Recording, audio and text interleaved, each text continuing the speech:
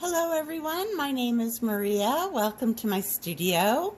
And in this video, I want to show you how to make this little piece of binder paper with the A+ on it. And then on the back, I'm going to show you how to put a pencil and a paper clip. So let's get started. So the colors for today's binder clip, or for today's binder paper, are of course white. And then I've pulled some stringers. I have a turquoise stringer. You could also use dark sky blue. I have a little red stringer. I have a gray stringer. It's kind of fat because it is a commercial stringer, but you don't have to use commercial. You can just pull a gray stringer. I'm going to put the A+ in green because green is a good color and that means you did well. And then for the pencil on the back, what I have is I have a dark yellow, I have ivory, I have a stringer of coral for the eraser, and then I have black for the tippy tip. And those are the colors that you need. All right, let's get this party started. I have gone ahead and made a barrel bead in white, and it's about 6 wraps across by 2 wraps high. It's kind of a thick barrel bead, but you know, you can measure your thickness however you like. And now I am just going to heat this up and grab what I call my monster mashers. My big old gigantic paddle mashers. I love these things. I use them all the time. And I'm going to heat this bead up. And then I am going to gently mash it into a square, very gently. Just like that. And there you go. There's your binder paper. We can probably tighten up the ends a little bit. So let me get my press here. I'm going to go ahead and heat up this bead and get the tool marks out. And I'm just going to use the side of my press to kind of square it up so it looks more like a piece of paper. Sometimes when you use that masher, the sides will kind of squish out and round a bit, and sometimes you don't want rounded paper, you want square paper.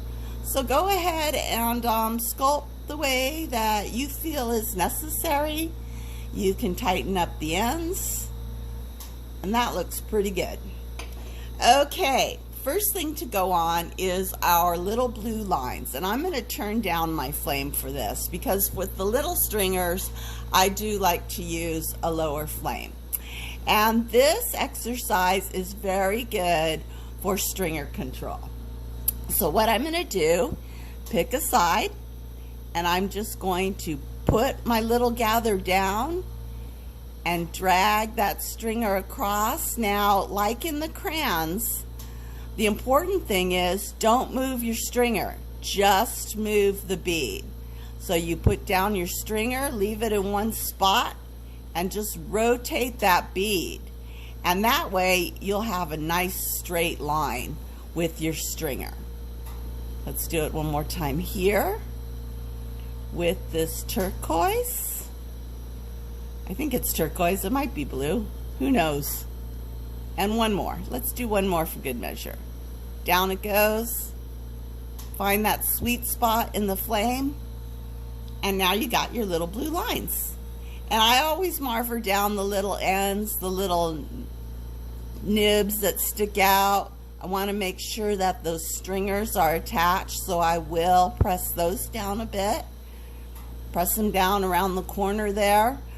With the little tiny stringers, a lot of times they're so thin that they just melt kind of in anyway, so you don't have to do a whole lot of work pressing these down.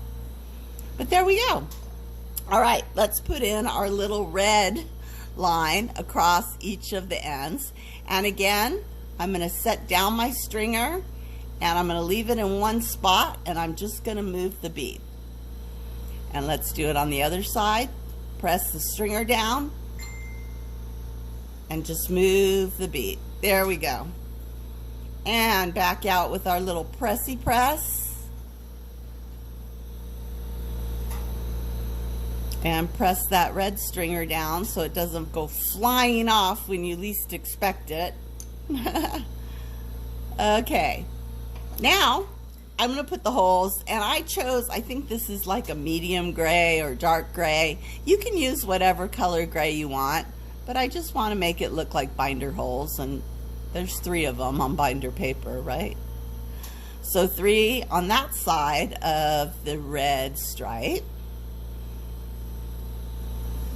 And then let's go to the other side and put our 3 little dots right there, 1 in the center and 1 at the bottom. Good. All right, press those down. Oh, they look like holes. That's cool. Oh, I love it.